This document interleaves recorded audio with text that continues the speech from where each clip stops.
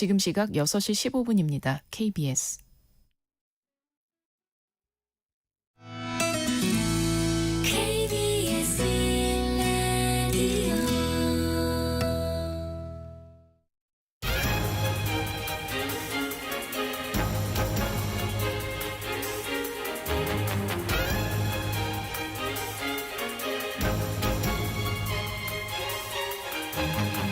오늘 아침 일라디오. 안녕하십니까. 오늘 아침 일라디오 아나운서 오승원입니다.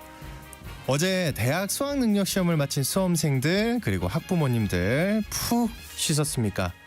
네, 수능 다음 날은 수험생들에게 특별한 하루일 것 같습니다. 하루하루 시험에 대한 부담을 안고 지내다가 드디어 끝났다! 이 시험의 무게가 사라진 첫 아침인데요. 인생의 첫 번째 큰 관문을 끝내놓고 여러 가지 마음들이 찾아들 것 같습니다. 긴장이 싹 풀리면서 찾아드는 해방감, 또 후련함부터 찾아들 거고요. 또 마음 한켠으론 준비한 만큼 실력 발휘를 못한 것 같은 아쉬움과 또 성적에 대한 막연한 불안감이 찾아들기도 하죠. 그러다가 또 앞으로에 대한 기대와 설렘, 하고 싶은 일들도 참 많이 떠오를 텐데요. 한 구인구직 플랫폼에서 수험생 931명을 대상으로 조사한 결과를 보면요. 수능 끝나고 가장 하고 싶은 일 1위가 아르바이트였다고 합니다. 특히 반수생, 재수생보다 고3 학생의 경우 66%에서 아르바이트를 원한다는 응답이 나왔는데요. 이 재학생들은 사회 경험이 전무해서 새로운 경험도 쌓고 용돈도 벌고 그런 경험이 가장 하고 싶을 법하죠. 그리고 앞으로 해볼 기회도 충분할 텐데요. 우선 친구들과 영화도 보고 맛있는 것도 먹으면서 그간의 스트레스도 풀고요. 의미 있는 계획들 잘 세워나갈 수 있기를 바라겠습니다. 11월 15일 금요일 오늘 아침 일라디오 출발합니다.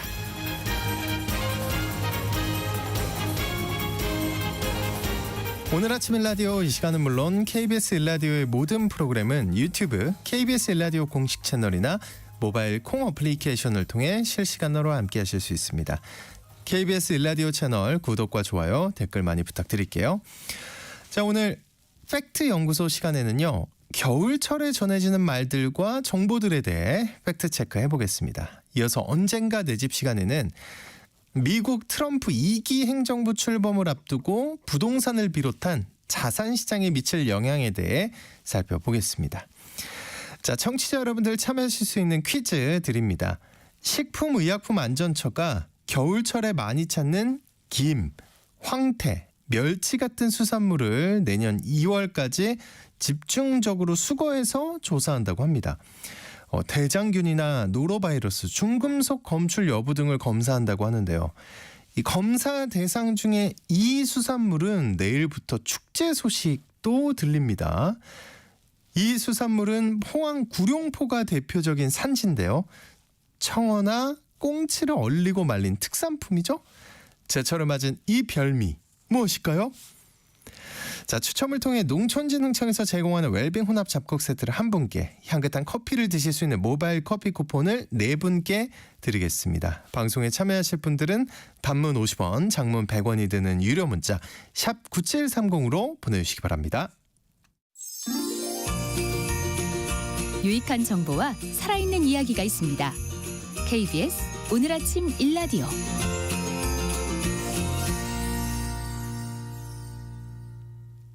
이 정보가 사실인지 혼란스러운 내용을 바로잡아보는 팩트 연구소 시간입니다. 오늘은 지난주에 이어서 겨울철 관련된 정보들에 대해 팩트 체크해 보겠습니다. 선정수 팩트 체커와 함께합니다. 안녕하십니까?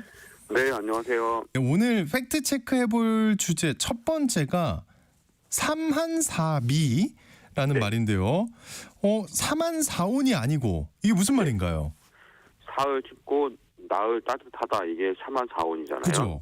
사흘 춥고 나서 나흘 동안 미세먼지가 기승을 부린다. 이런 말이 이제 신조어인데요. 삼한사미라고 부릅니다. 네. 먼저 이 삼한사온의 유래를 좀 짚고 넘어가야 될 것 같은데요.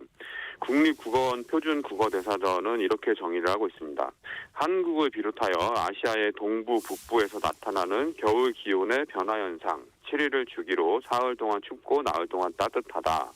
근데 이렇게 정의가 되어 있는데 이 사만사온이라는 말은 조선시대 기록에도 등장을 합니다. 근데 이 승정원 일기에선 세상에서 얘기하는 것처럼 사만사온으로 며칠 매우 춥고라는 구절이 나오기도 하지만 네. 조선 효종 때 김상원은 작년의 기후가 무척 추워 사만사온이라는 이야기는 역시 믿기 어렵다 이런 글을 남기기도 했습니다. 그리고 조선 숙종 때 문신 채팽윤이 극심한 추위가 4일째를 지나니 사만사온의 이치가 어디 있는가 이렇게 쓴 글이 전해지기도 하고요. 한반도의 겨울 추위는 시베리아 기단의 확장이 원인인데요. 이 기단이 7일을 주기로 강약을 반복하는 현상을 나타내기 때문에 사만사온이라는 말이 생긴 걸로 추정이 됩니다. 그러나 이후에 많은 연구들은 이 사만사온은 체감적인 측면이 반영된 것뿐이고 엄밀하게 이 주기가 지켜지는 것은 아니다. 이런 결과를 내놓습니다. 사만사온이 엄밀하지 않다면 그러면 사만사미라는 말도 엄밀하지 않겠네요? 네, 그렇습니다. 사흘 춥고 나흘 따뜻한 게 엄격한 주기를 갖고 반복하는 게 아니니까 네네. 사만사미도 따라서 성립을 하지가 않습니다. 한파가 끝난 뒤 날이 풀리면서 미세먼지 농도가 오르는 현상이 발생을 하면 언론들은 어김없이 사만사미라는 말을 끌어대면서 보도를 해왔는데요. 연합뉴스가 이 사만사미라는 용어를 검증한 적이 있습니다. 2015년 12월부터 2021년 3월까지 겨울철 서울 지역에 한파주의보 직후 초미세먼지 농도를 분석을 했는데요. 이 기간 동안에 서울 지역에는 한파주의보가 모두 17차례 발령이 됐는데 한파주의보 해제 뒤 이틀 이내에 초미세먼지 농도가 나쁨 수준 이상으로 나타난 경우는 6차례밖에 안 됐습니다. 근데 이 6차례 모두 한파 직후 기온이 급상승을 했는데 최저 기온이 평균 7.3도 오른 것으로 파악이 됐습니다. 이에 반해서 한파가 풀린 뒤에도 초미세먼지 농도 변화가 크지 않았던 나머지 11번의 사례는 최저기온 변화가 평균 2.9도에 그쳤습니다. 이 겨울철 대기질이 기온과 관련된 것처럼 보이는 것은 기온을 좌우하는 시베리아 고기압 때문인데요. 이 시베리아 고기압이 확장을 하면 한파가 한반도에 몰아닥치게 되는데 이때는 북쪽에 차갑고 깨끗한 공기가 들어오면서 대기질이 좋아지지만 한파가 물러가면 바람이 줄면서 대기가 정체되고 오염물질이 쌓이게 됩니다. 또 이 시베리아 고기압이 약해지면 바람의 방향도 바뀌는데요. 북풍보다 서풍이 강해지면서 중국 쪽에서 오염물질 유입 가능성이 커지는 것도 대기질을 악화하는 요인이 됩니다. 한때 중국발 미세먼지라는 말을 정말 많이 썼던 것 같은데요. 중국 상황은 어떤가요? 중국 베이징의 초미세먼지 연평균 수치는 2013년에는 세제곱미터당 101.56 마이크로그램이었습니다. 근데 지속적으로 낮아져서 2022년에는 31.74까지 떨어졌다가 2023년에는 38.98로 다시 조금 올랐는데요. 중국은 강력한 대기오염 억제 정책을 펼치고 있습니다. 중국 정부 자료에 따르면 올해 들어서 1월부터 9월까지 베이징 초미세먼지 평균 농도는 29 마이크로그램 수준입니다. 같은 기간 서울 지역 초미세먼지 평균 농도는 18 마이크로그램으로 나타났습니다. 굉장히 이 베이징의 그 대기오염 개선이 눈에 띄고 있는데요. 네네. 이 초미세먼지에 대한 WHO 권고 기준은 연평균 5 마이크로그램입니다. OECD 국가 평균은 12.6 마이크로그램으로 나타났고요. 우리나라는 OECD 회원국 가운데 가장 미세먼지 농도가 높은 걸로 오염도가 굉장히 안 좋은 걸로 나타나고 있습니다. 네. 좀 창피한 결과인데 그 미세먼지를 줄이기 위해서는 어떤 노력이 필요할까요? 미세먼지 농도가 높아지는 조건을 먼저 알아보면 그 반대로 하면 되겠죠. 네. 일단 오염물질 배출이 많아야 되고 오염된 공기가 정체돼야 합니다. 이러면 이제 미세먼지 농도가 높아지는데요. 네. 앞서 살핀 것처럼 시베리아 고기압이 확장을 해서 북풍이 강하게 분다든가 뭐 이런 조건이 되면 오염물질이 바람에 실려서 빠져나가게 됩니다. 근데 이건 뭐 바람이 불게 사람의 힘으로 할 수가 없는 것이고 오염물질을 줄이는 일은 사람이 할 수 있습니다. 화석연료를 덜 사용하는 게 첫 번째고요. 이 석탄 화력 발전이 대표적인데요. 석탄 발전을 청정 발전으로 바꾸면 오염물질을 확 줄일 수가 있습니다. 그리고 그 다음이 난방 수송 분야인데요. 석유 난방을 전기 난방으로 바꾸고 자동차 운행을 줄이면 이 화석연료 소비량을 줄일 수가 있습니다. 그래서 대중교통 이용이 우리가 가장 쉽게 동참할 수 있는 미세먼지 줄이는 방법이 되겠습니다. 그리고 재생에너지 발전량을 늘리고 그 전기로 전기차를 움직이게 하는 정책을 지지하는 것, 이런 것도 미세먼지를 줄이기 위한 현명한 방법이 될 것 같습니다. 네. 자, 그리고 다음 주제가 첫눈이 일찍 오면 그해 겨울은 춥다라는 말인데요. 아직 첫눈이 안 왔고 춥지도 않긴 한데 이거는 어떤가요? 지난달 20일 설악산 중청 대피소에는 첫눈 소식이 전해졌습니다. 지난해보다 이틀 빨리 내린 건데요. 아직 제가 살고 있는 이 곰배령 지역에는 눈이 내리지 않았지만, 네. 기상청은 3개월 전망을 내놓고 있습니다. 지난달 기상청이 내놓은 3개월 전망, 그러니까 11월, 12월, 1월까지의 전망을 보면 11월과 1월은 평년보다 대체로 기온이 높을 걸로 전망이 됐고요. 12월은 평년보다 기온이 낮을 걸로 전망이 됐습니다. 2011년부터 2020년까지 첫눈 내린 날과 겨울철 평균 기온 자료를 비교 분석해 본 결과 서울의 경우에는 최근 10년 중에 평균 기온이 가장 높은 2019년 영상 1.8도를 기록을 했는데요. 첫눈이 평균보다 7일 이른 11월 15일에 관측된 걸로 나타납니다. 역시 첫눈 시기와 겨울 추위 강도는 인과관계를 찾아보기가 어렵습니다. 그래서 이 첫눈 일찍 오면 그의 겨울은 춥다는 말은 대체로 사실 아님 이렇게 판정할 수 있겠습니다. 대체로 사실 아님. 지금까지는 다 사실이 아닌데요. 네. 그리고 또 이제 겨울이 되면 항상 나오는 이슈가 있습니다. 딴 게 아니라 혈액 부족 얘기인데요. 그 연말 연시 구세군 자선 냄비와 사랑의 열매 이런 게 부각되는 시기인데 항상 같이 이제 혈액 부족 얘기가 나왔던 기억이 있는데 저도 방송을 많이 했던 기억이 나거든요. 겨울철에는 근데 진짜 수혈용 혈액이 부족한가요? 11월 13일 기준 혈액 보유 현황을 살펴보면요. B형은 6일, A형은 5.3일, O형은 4.9일, AB형 4일 정도 수혈할 수 있는 여력이 있습니다. 그리고 합계 적혈구 제제 보유량은 5.21분인데요. 적정 혈액 보유량은 5일분 이상으로 보고 있기 때문에 당장 혈액이 부족한 상황은 아닙니다. 5일분 미만이 관심, 3일분 미만 주의, 2일분 미만은 경계, 1일분 미만 심각 이렇게 단계를 나누고 있는데요. 날씨가 추워지면 바깥 활동이 줄어들면서 헌혈 희망자가 줄어든다고 합니다. 그리고 학생들이 겨울방학에 들어가면서 단체 헌혈도 할 수 없기 때문에 헌혈량이 줄어드는 게 사실이라고 하고요. 게다가 이 설 연휴가 겹치는 시기에는 해외여행 수요가 늘어나기 때문에 헌혈량이 더욱 줄어든다고 합니다. 이 헌혈을 하면 건강에 나쁠 것 같다는 막연한 불안감을 가진 분들이 많이 계신데요. 네네. 전체 혈액량의 15% 정도는 우리 몸이 비상시를 대비해서 여유로 가지고 있는 것으로 헌혈 후 충분한 휴식을 취하면 건강에 아무런 지장을 주지 않는다고 합니다. 그래서 전열 헌혈을 하면 400ml 체혈을 하거든요. 네. 우리 몸은 신체 내 외부의 변화에 대한 조절 능력이 있기 때문에 헌혈 후에 하루나 이틀 정도 지나면 일상생활에 지장이 없을 정도로 혈액순환이 회복이 된다고 합니다. 그 헌혈과 건강의 상관관계를 짚은 연구가 있다면서요. 네, 미국 플로리다 보건부에 따르면 헌혈은 암 위험을 낮추고 심장 건강을 유지하는 데 도움을 준다고 합니다. 이 혈액을 대량으로 배출한다는 것은 체내 철분 저장량을 줄이는 것을 의미하는데요. 체내 철분 축적은 순환기 질환과 암과 관련이 있으며 활성산소로 인한 산화 스트레스를 증가시킨다고 합니다. 미국 국립암연구소 저널에 발표된 연구에는 4년 반 동안 두 그룹의 남성을 추적을 했는데요. 1년에 2번 헌혈한 그룹은 비헌혈자 그룹에 비해서 철분 수치가 낮아져서 암에 걸린 위험이 낮아졌다고 합니다. 그리고 헌혈의 또 다른 이점은 심장을 정상 상태로 만드는 건데요. 헌혈을 하면 혈액의 점도가 낮아져서 동맥과 혈관의 마찰이 줄어든다고 합니다. 미국 역학저널에 발표된 연구에 따르면 1년에 한 번 헌혈한 남성은 그렇지 않은 남성보다 심장마비 위험이 88% 낮았다고 합니다. 이야, 이 얘기 들으면 무조건 해야 될 것 같은데 헌혈. 네, 그렇습니다. 근데 이런 말들 때문에 이제 우리가 헌혈하기 꺼려지는 건데 헌혈을 하면 살이 빠진다, 또 에이즈에 걸린다 이런 이야기도 있잖아요.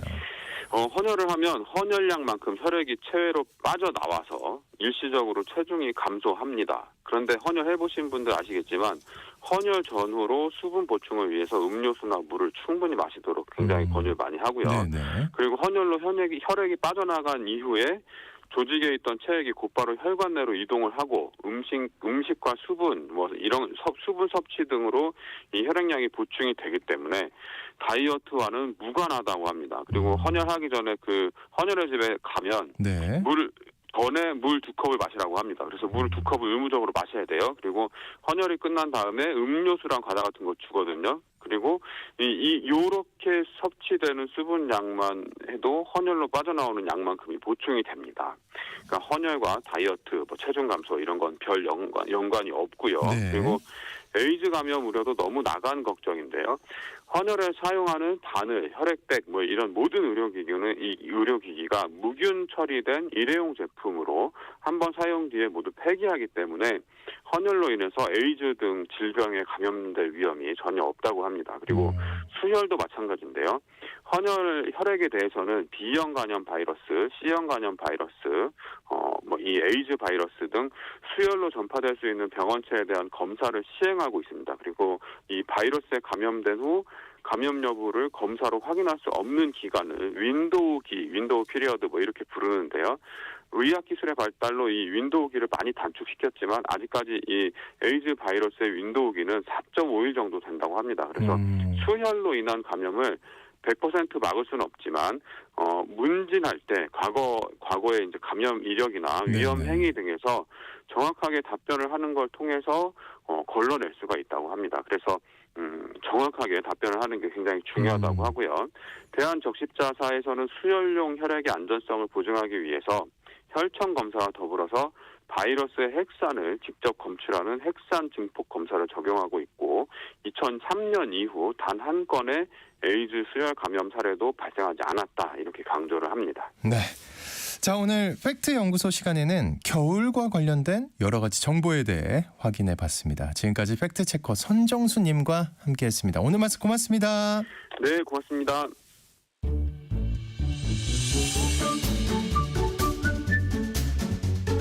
아침을 여는 기분 좋은 습관.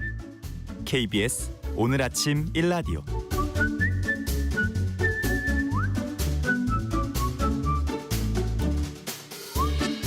미국 트럼프 행정부 2기 출범을 앞두고 요즘 자산 시장에 큰 변화가 일고 있는데요. 비트코인이 아무리 더 오른다 해도 살 수 없고 또 주식과 부동산은 어떻게 해야 할까요?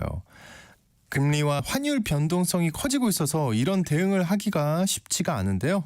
오늘 언젠가 내 집 시간에는 부동산을 비롯한 전반적인 자산 시장에 대한 변화와 궁금증에 대해 살펴보겠습니다. 커넥티드 그라운드의 최상욱 대표님 나와주셨습니다. 어서 오십시오. 예, 안녕하세요. 처음에는 미국 사람들이 트럼프를 왜 또 뽑아서 이러나 봤더니 결국에는 고물가 경제 문제. 네. 그렇죠. 경제 문제였다. 먹고 사는 문제. 맞죠? 네. 이번 그 대선 결과에 대해서 뭐 가타부타 이런 여러 가지 해석들이 있지만 결국 핵심은 바이든 행정부 하에서 미국의 물가 상승률이 너무 높았고 그리고 소위 뭐 고소득 고학력 엘리트층 같은 경우엔 소득이 높기 때문에 이런 생활 물가 상승이 큰 피해가 없었겠지만은 다른 부분에서는 이제 미국 역시 뭐 푸드 스탬프 받으시는 저소득자가 굉장히 많고 미국이 만든 가난이라는 뭐 이런 책이 있을 정도로 현 미국의 거의 1억 명 가까이 되는 약 3분의 1 정도 되는 그런 규모가 생활 수준이 아주 윤택하지 못하기 때문에 이런 기저에 있는 표들을 이제 트럼프가 결국은 선거 캠페인을 잘 썼죠. 너무나 물가가 높았고 다음 대선 또 되면은 물가를 낮추겠다고 하는데 왜 지난 4년 동안 안 했냐. 약간 이렇게 했었던 것 같고요. 결국은 이런저런 논의가 있었지만 결국 이번 선거도 약간 경제가 선거의 핵심이었고 민생이 선거의 핵심이었던 것 같습니다. 네. 자, 그러면은 트럼프 2기 행정부가 출범을 하면 미국 경제에 어떤 변화가 생길까요?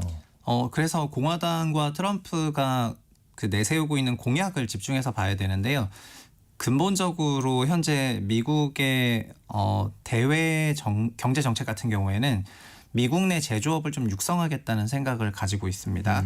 그러면서 이 생각의 그 코어는 트럼프 1기 때도 무역 대표부를 했던 라이트하이저가 이 생각의 그 근간을 구성을 하고 있는데 자국 내에서 제조업이 지속적으로 성장하는 나라 같은 경우에는 생산이 조금 과잉 생산되는 경향이 있기 때문에 물가가 좀 안정적이다라는 겁니다. 네. 근데 반대로 필요한 만큼 수입을 해야 되는 경우에는 그 수요가 조금만 튀더라도 수입 물가가 크게 올라가면서 물가 상승률이 높게 나타나더라는 거고요.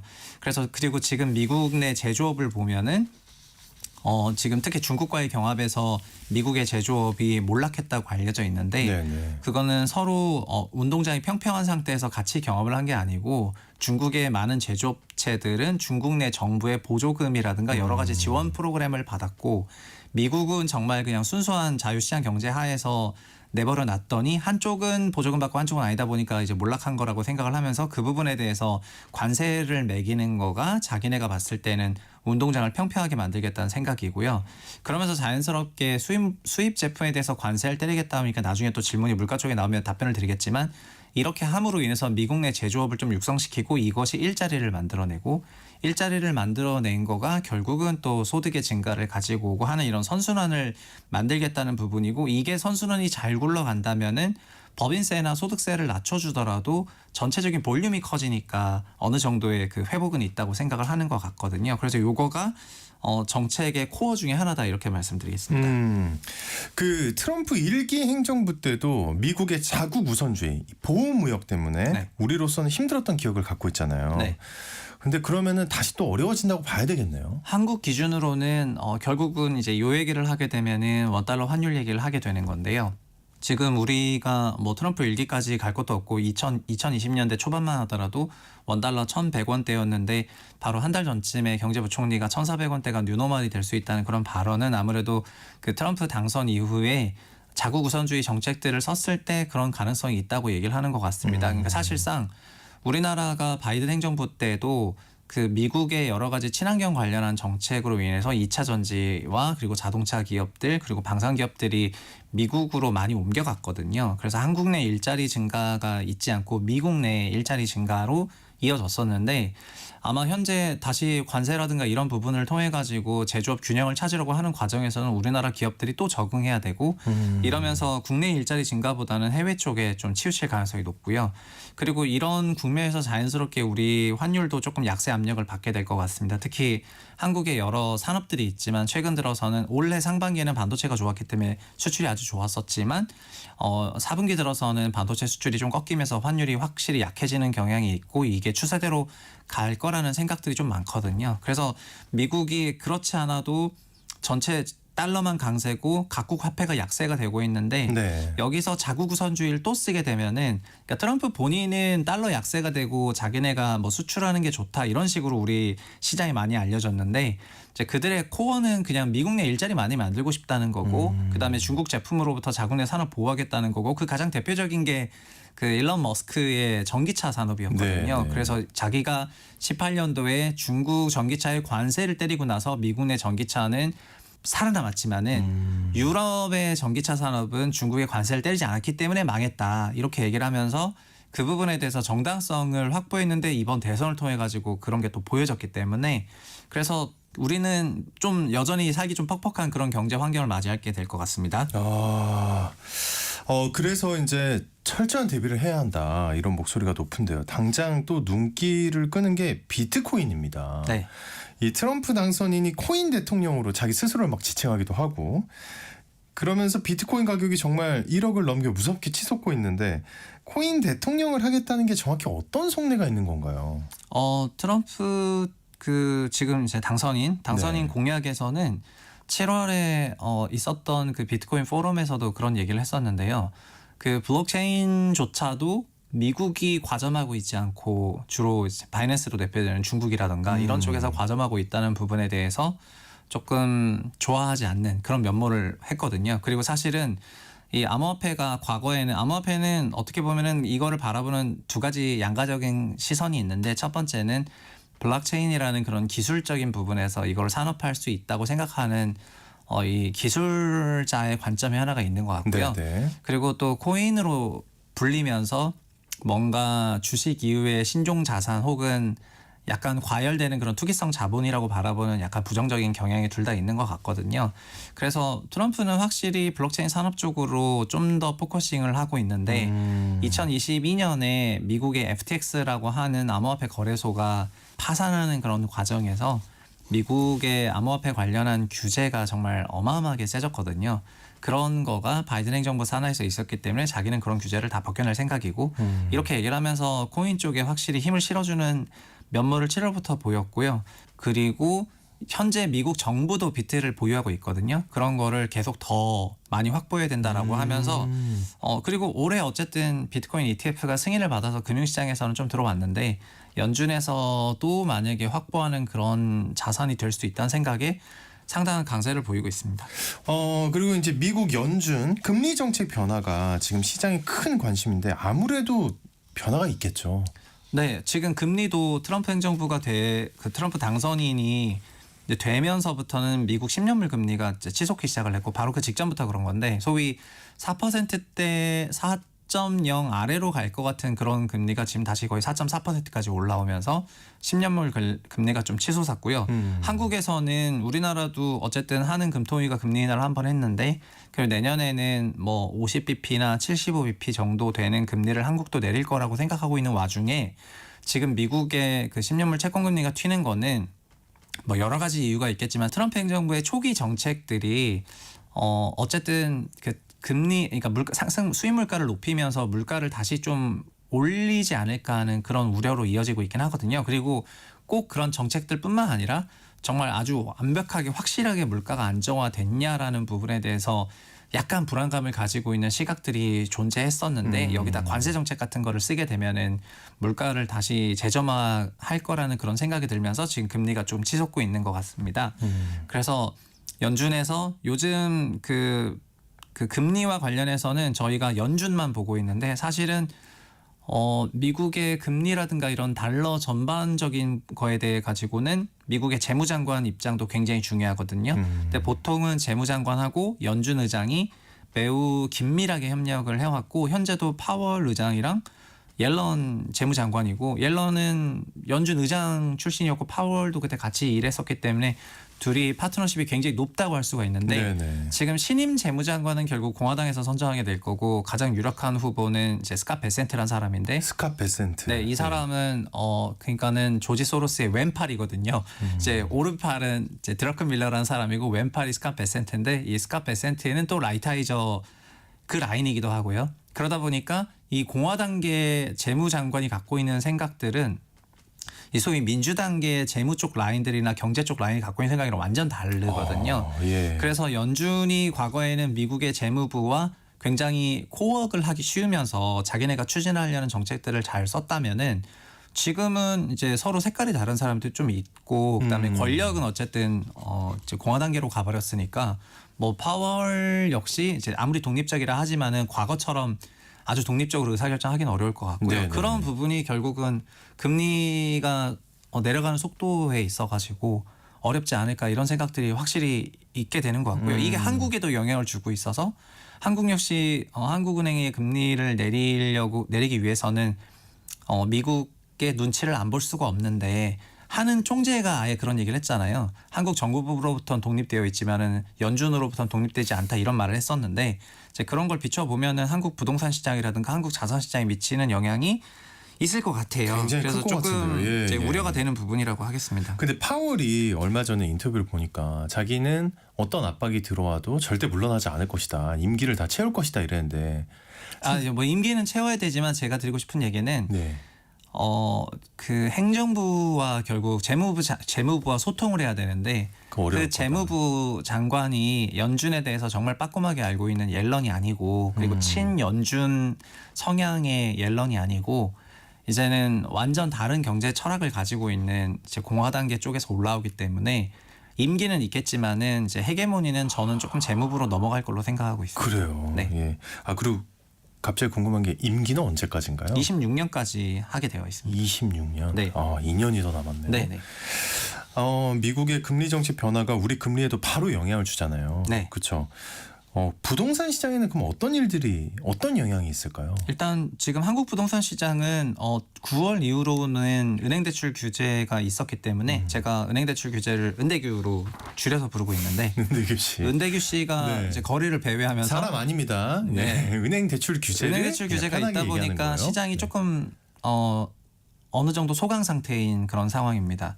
근데 내년에 대해서는 연초에 보통 대출 한도가 열리니까 지난 한 2, 3년을 돌이켜 보면은 연초에는 좀 시장 강세가 있었고 그리고 대출 증가세가 높아지면은 자연스럽게 대출 규제가 나오면서 하반기에는 약세였던 게 벌써 3개년째 패턴화되고 있거든요. 그래서 아마 뭐 지금 11월이지만 12월까지는 뭐 시장이 약세를 계속해서 보이지 않을까 이런 생각이고요.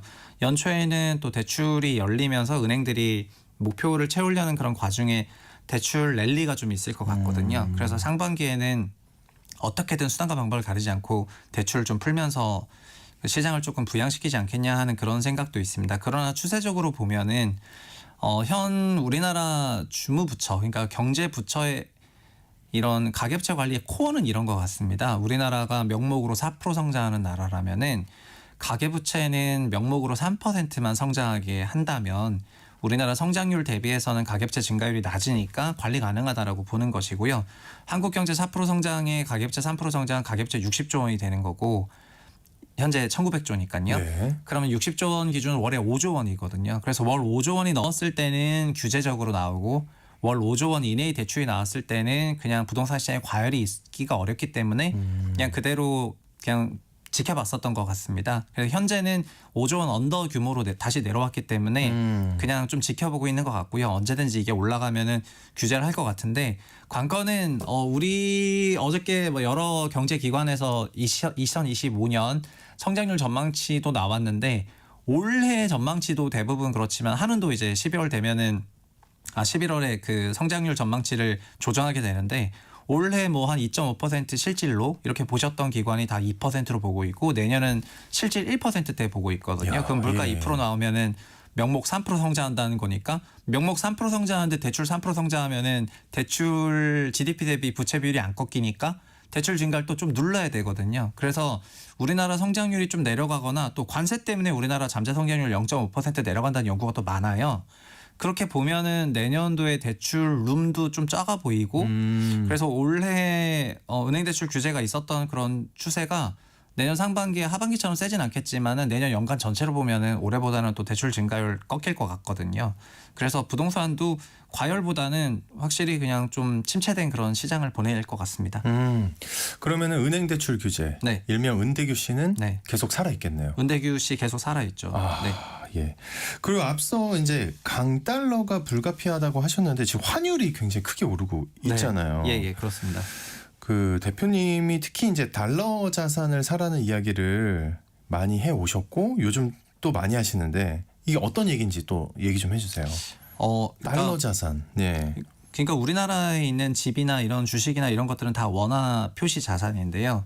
우리가 이제 원화 표시 자산을 갖고 있어도 사실 별 문제가 없다고 이제 느끼셔 왔을 텐데 지난 한 4년 정도를 지켜보면은 1,100원대 환율에서 1,400원대 한 1,350원대에서 요즘 1,400을 하도 자주 찍다 보니까 그리고 1,400원대가 뉴노멀이라고 생각할 정도가 되니까 심지어 지금 1,100원대는 기억도 안 납니다. 맞습니다. 예. 그리고 달러 인덱스가 지금 106 정도 막 105, 106 왔다 갔다 하고 있는데 환율이 이렇게 나오고 있거든요. 근데 사실은 그 나라 통화 가치는 뭐 여러 가지로 결정이 되겠지만은 일본처럼 아베노믹스라고 해서 2012년부터 20년 사이에 성장률이 너무 저성장이고 인플레이션이 아예 없다 보니까 소위 돈의 힘으로 인플레이션을 만들고 싶어가지고 N절을 만들면서 달러 N이 80엔에서 150엔까지 올라갔었거든요. 그거는 엔화 가치가 반토막이 났다는 거가 되겠습니다. 네. 그래서 그 얘기는 같은 말로 비유하면은 달러로 환산하면은 원화 표시로는 그대로인데 달러 표시하면은 반토막이 났다는 거기 때문에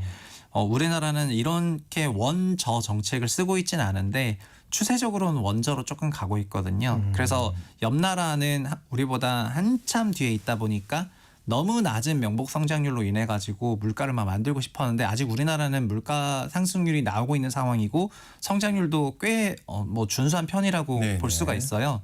그런데 이런 부분이 제 트럼프 행정부 산하에서 또 여러 가지 정책으로 인해서 영향을 받았을 때는 뭐 약세로 갈 가능성이 좀 있다 보니까 확실히 달러 표시 자산을 좀 어느 정도 편입하고 있는 게 낫겠다는 그런 생각이 많이 듭니다. 그냥 달러 예금도 좋고 그러니까 자기 자산의 30% 혹은 뭐 자기 판단 따라 다르겠지만 일정 비중을 뭐 달러로 좀 자산 배분 해두는 게 좋겠다 이렇게 말씀드리겠습니다. 네네.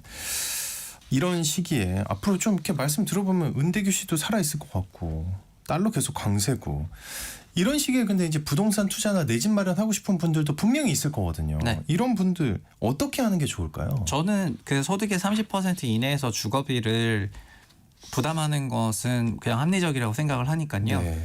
주담대를 일으켜서 집을 사시고 그다음에 그 대출 원리금 상환액이 자기 소득의 30% 이내였으면 좋겠다 이렇게 말씀드리겠습니다. 법적 기준은 DSR 40%이기 때문에 자기 소득의 40%고 이게 또 세정 기준이니까 실제 세후 기준으로는 60% 정도 되거든요. 근데 세후 60%를 가령은 300만 원 버는데 200만 원을 집값으로 내고 있다면은 와, 이제 말도 안 다른 되죠. 주거비가 어렵고 예. 500 버는데 300 내고 있다면은 이제 과잉이거든요. 그래서 현재 DSR 40%는 매우 과잉 그 기준 자체를 건드렸다는 것 자체가 아주 무리하고 있다는 걸 의미하기 때문에 자기 세후소득 기준으로 30% 이내로 유지하셨으면 좋겠고 이거는 전 세계가 이 정도의 평균을 가지고 있습니다. 소득에서 주거비 나가는 거는 나라마다 다르지만 20-30%거든요. 미국이 좀 더 높고 한국이 좀 더 낮은데 그래서 그 이내에서 선택하시라고 말씀을 드리고 싶고요. 주거 안정이 되면은 이제 투자나 이런 부분은 아까 말씀드렸던 것처럼 뭐 달러 예금이 됐던 뭐 달러 ETF가 됐던 뭐 그런 쪽으로 자산 배분하시는 거를 추천드리겠습니다. 네. 그리고 전반적인 자산 관리에 대해서 혹시 더 조언해 주실 게 있을까요? 네, 지금은 저희가 환율이 이렇게 1,400원대를 건드리다 보니까 뭐 저한테도 그런 댓글에 그런 질문들이 많이 오거든요. 환율이 너무 올라서 그 달러로 가는 게 부담스럽다. 맞아요. 그래서 좀 내려오는 거를 기다려야 되지 않느냐. 이제 이런 말씀들을 많이 하십니다. 그래서 저는 뭐 환전이라든가 이런 거를 한 번에 바꾸시기보다는 그 월 소득에서 잉여 소득의 일부를 이제 점진적으로 계속해서 꾸준히 적립식으로 달러로 가신다면은 이런 환율 부분에 대해서도 어느 정도 해지가 된다고 생각을 하고요. 그리고 지금 100원을 더하면 이제 1,500원이고 100원을 깨면 1,300원인데 네. 저희가 1,300원대에서 1,400원 왔기 때문에 1,300원이 가까워 보이지만은 근데 추세 환율이라는 거는 또 그 나라의 세금, 현금, 유입의 현재 가치이기도 하기 때문에 장기적으로 보면은 조금 약해질 개연성도 없지 않거든요. 그리고 일본 아베노믹스를 제가 약간 말씀드리고 싶었던 이유가 일본 역시 초저 성장에 너무 신음하다 보니까 그 수출 기업들의 실적이 좋아져야 고용이 좋아진다라고 생각을 하면서 엔저 정책을 썼었던 배경이 있었거든요. 그리고 물가가 올라가야 뭔가 성장이 나올 거라고 생각을 했습니다. 사실은 고용이 좋아져야지 소득이 좋아지면서 물가가 올라갈 수가 있는 건데 물가를 그냥 올리려고 하다 보니까 고용이 좋아지지 않은 상황에서 사는 것만 힘들어져 가지고 이번 24년 일본 이제 중요한 선거도 조금 아베노믹스 정책에 관한 약간 철퇴를 때린 것 같다는 생각이 좀 들긴 하거든요. 근데 이런 거를 일본 같은 나라가 한 이유도 우리나라도 수출 주도형 동아시아 성장 국가 모델을 가지고 그동안 성장해 오다 보니까 대기업들이 수출 경쟁력이 환율이 약하면은 그러니까 원달러가 올라가면은 수출 경쟁력이 좋아진다고 생각하면서 이거를 용인하는 경향이 있습니다. 그래서 이렇게 용인해 버렸을 때 뭐 이론상으로는 수출 잘 되고 기업들 돈 잘 벌고 고용 늘리고 소득 늘어나고 그러면서 구매력 살아나서 소비가 올라가고 막 이렇게 될 것 같지만은 실제로는 일본에서도 그랬지만 이런 수출 기업 일부 기업의 주가만 오르고 이제 생활은 핍핍해지는 경우가 더 많았거든요. 그러니까 소수의 몇몇 기업만 이득을 보고 주가만 올랐는데 그것도 환율이 내려온 거니까 이제 엔화 가치가 내려온 거니까 실제 달러로 환산하면은 좀 그 부분만큼은 좀 아니었던 거죠. 네네. 근데 그거를 정책 담당자든 이런 걸 용인할 수가 있다는 것입니다. 왜냐하면 찍히는 GDP라든가 이런 부분에서는 이거를 좋은 평가로 보고 있거든요. 네네. 그럼 한국도 얼마든지 원화 약세를 통해 가지고 수출 기업 일부 주식을 회복하게 한다거나 아니면 부동산으로 흘러가도록 하는 걸 용인할 수가 있는 거고 원화 표시로는 올라가니까 올라가지 않았냐 이렇게 할 개연성이 있다 보니까 이거를 이제 너무 원화 표시로 보시려는 생각보다는 달러 표시로 보시는 것이 좀 더 적합할 것 같고 그래서 자산의 이제 자산 비중에 이제 복잡한 세상이 되는데 이렇게 좀 배분하시면서 하시면 좋겠습니다. 알겠습니다.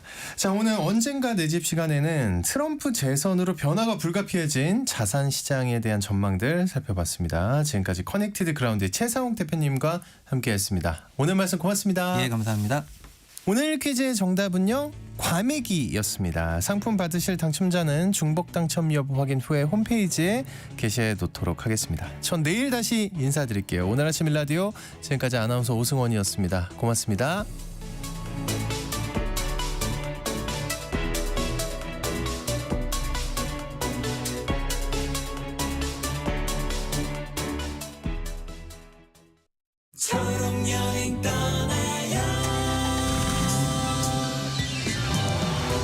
중학생 아들을 둔 현정 씨는 다가오는 수학여행 때문에 걱정이 많았습니다. 휠체어를 사용하는 아들이 수학여행에 함께 하려면 전용 차량을 직접 마련해야 했기 때문이죠. 그러던 어느 날 담임 선생님으로부터 반가운 전화를 받았습니다. 휠체어 사용 학생들의 수학여행을 지원하는 프로그램에 아들이 선정됐다는 소식이었어요. 설레는 마음으로 짐을 싸는 아들을 보며 현정 씨는 모든 아이들이 차별 없이 함께할 수 있는 교육 환경이 만들어지길 소망했습니다. 우리 함께 떠나봐요. 어디라도 좋아 좋아. 자 출발해요. KBS 연중 캠페인 초록여행 떠나요는 장애인의 자유로운 여행을 응원하는 기아와 그린라이트가 함께합니다.